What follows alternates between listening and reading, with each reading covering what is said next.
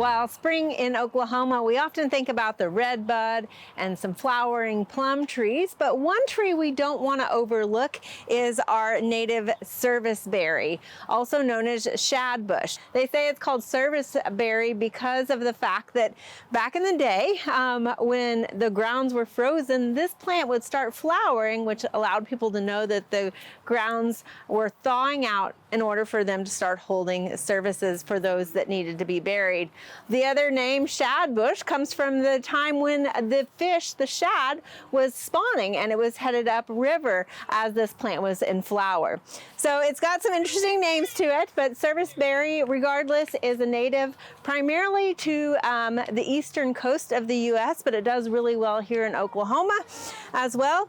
So the nice thing about this is it's going to produce these 5-petaled, long-petaled flowers in the springtime, giving you this nice show. It is a deciduous tree, often multi-stem, so sometimes people think of it as a large shrub. It can get anywhere from 6 to 20 feet tall, and it's hardy from zones 4 to 8.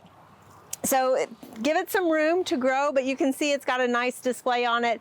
And being a deciduous tree, it's just now pushing out its leaves after it blooms. But those leaves are also going to give you more addition into your garden this fall as they turn into more of an orange-red fall color for you.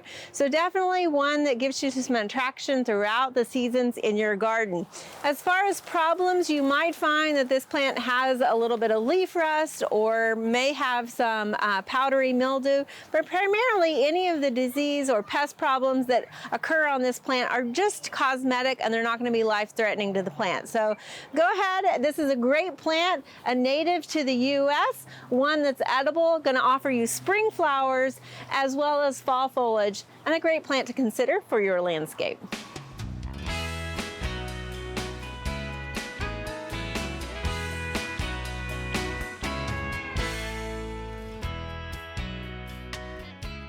We hope you enjoyed this video as part of our Oklahoma Gardening YouTube channel.